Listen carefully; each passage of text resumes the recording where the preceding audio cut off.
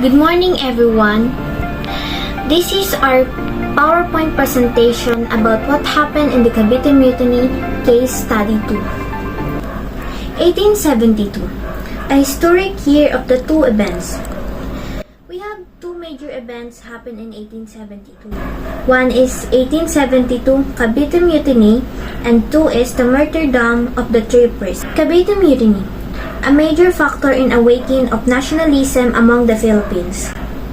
Mutiny, it is a rebellion against authority, come from an old verb mutin, which means revolt.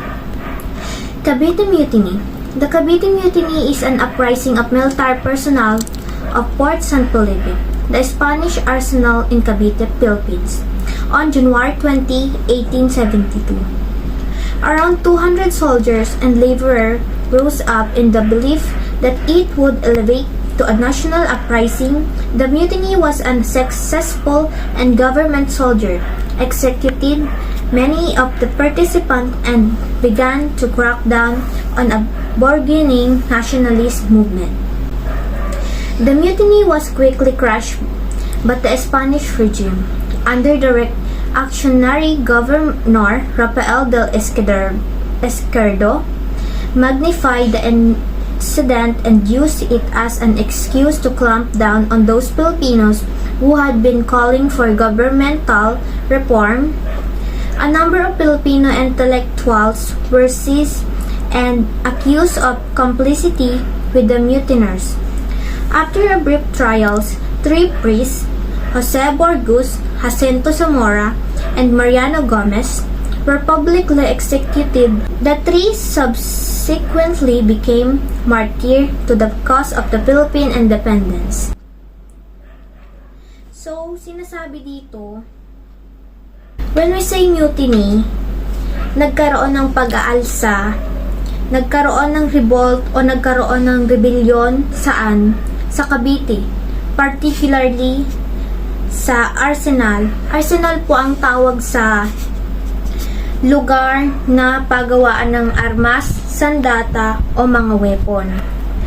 Nagsimula ang Cavite Mutiny dahil kay Governor General Rafael Izquierdo. Kasi pinatawan niya ng tax or pagbabayad ng buwis yung mga workers sa Arsenal o sa Cavite. And at the same time, kailangan nila mag-render ng polo or serbisyo o tinatawag natin forced labor o sapilitang paggawa. Dati, itong mga worker, arsenal, they are exempted from personal tax and at the same time, hindi nila kailangan mag-render ng service sa government o yung tinatawag na forced labor.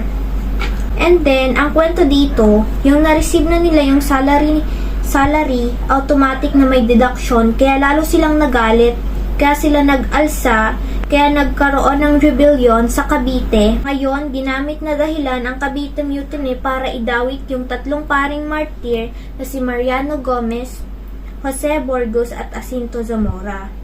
The martyrdom of the three priests.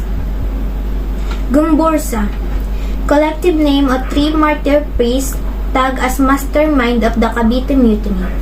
On February 17, 1872, the Spanish executed three Filipino priests, Mariano Gomez, Jose Borgus, and Jacinto Zamora, known collectively as Gumbursa, for allegedly inciting a mutiny against the colonial government.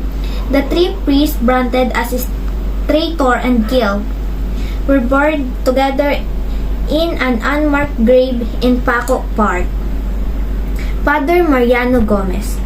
He is an old man, his mid-70s, Chinese Filipino, born in Cavite. He held the most senior position of the three as Archbishop Vicar in Cavite. He was truly nationalistic and accepted the death penalty calmly as though it were his penance for being a pro-Filipino. Father Jose Borges, Spanish descent, born in the Philippines. He was a parish priest of the Manila Cathedral and had been known to be close to the liberal Governor General de la Torre. He was 35 years old at the time and was active in outspoken in advocating the Philippinization of the clergy. Father Jacinto Zamora, 37 years old, was also Spanish, born in the Philippines. He was the parish priest of Marikina and was known to be unfriendly to and would not countenance any arrogance or authoritative behavior from Spaniards coming from Spain. Spanish account of the Cavite Mutiny. Number 1, Montero's account of the Cavite Mutiny. Number 2, official report of the Governor Izquierdo on the Cavite Mutiny of 1872. Jose Montero y Vidal, Spanish historian. His account centered on how the event was an attempt in overthrowing the Spanish government in the Philippines. His account on mutiny was criticized as hopefully biased. Sabi dito, ang pagkamit ng kanilang kalayaan ay patungo sa gawaing ito na may makapangyarihang tulong kung ang isang katutubo ay totoo. Montero's account of the Cavite Mutiny, the idea of attaining their independence, was towards this work with the powerful assistance, if ascertained, of the native clergy. Governor Rafael Izquierdo. He is implicated the native clergy, who were active in the movement toward secularization of parishes. In a biased report, he highlighted the attempt to overthrow the Spanish government in the Philippines to install a new Hari in the person of Father Burgos in Zamora. According to Izquierdo, native clergy attractive supporter by giving them charismatic assurance that their fight would not fail because they had God's support aside from promises of lofty rewards such as employment, wealth, and ranks in the army. And except from the official report of Governor Izquierdo on the Cavite Mutiny of 1872, it has not been clearly determined if they plan to establish a monarchy or republic because the Indios have no word in their language to describe this form of government, whose head in the Filipino would be called Hari, but it turns out that they would place at the head of the government a priest, that the head selected would be Jose Burgos or Jacinto Zamora. Spanish accounts underscore the reason for the revolution: abolition of privileges enjoyed by the wonders of Cavite arsenal, such as exemption from payment of tribute and being employed in puliy servicios. Presence of the native clergy against the Spanish friars conspired and supported the rebels. The Spaniards' account in 1872 was premeditated, a part of a big conspiracy among educated leaders, lawyers, and residents of Manila and Cavite. Nagkaroon dito ng malaking sabwatan ang mga edukadong abogado ng pinuno at residente ng Manila at Cavite. They allegedly planned to litigate high-ranking Spanish officers then kill friars. Plano nilang ilidicate ang matataas na opisyal ng Espanyol pagkatapos ay patayin ang mga praile. January 20, 1872, the District of Sampaloc celebrated the Feast of the Virgin Loreto. Were some fireworks display.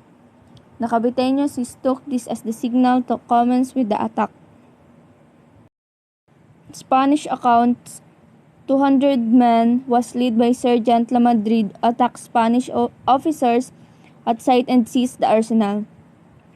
Izquierdo, upon learning the attack, ordered reinforcement of the Spanish forces in Cavite to kill the revolt.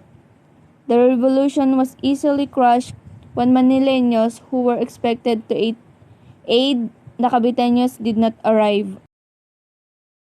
In results, leaders of the plot were killed, Fathers Gomez, Burgos, and Zamora. were tried to be a court-martial and sentenced to be executed. On February 17, 1872, the Gumbursa were executed garrote in the public to serve as a treat to a Filipinos to attempt to fight the Spaniards again. This is a scene purportedly witnessed by a young Jose Rizal. Different accounts of the events of 1872. Number 1. Pardo de Tavera's account of the Cavite Mutiny. 2.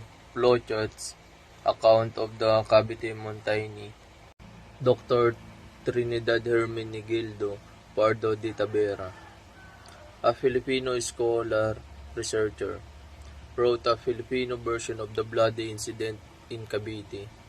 According to Pardo de Tavera, the incident was merely a mutiny by Filipino soldiers and laborers of the Cavite arsenal to the dissatisfaction arising from the draconian policies of the Izquierdos, abolition of privilege, and prohibition of the founding of the School of Arts and Trades.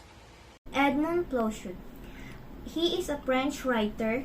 He complemented Tavera's account and analyzed the motivation of the 1872 Cavite Mutiny. An excerpt from Plochot of the Cavite Mutiny. The arrival in Manila of General Izquierdo put a sudden end to all dreams of reforms, such as a policy must really end in a strong desire on the part of the other repressed cruelly. The firing accounts, friars used Cavite Mutiny as a part of a larger conspiracy to cement their dominance.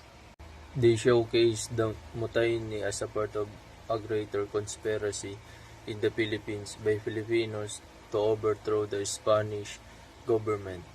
Unintentionally, it resulted in the martyrdom of Gumbursa and paved way to the revolution culminating in 1898. Rizal dedicated his second novel, Il Filibusterismo, to their memory. I dedicate my work to you as a victims of the evil, which I undertake to combat. So that's all, guys. Thank you for watching our video presentation about what happened in Cavite Mutiny.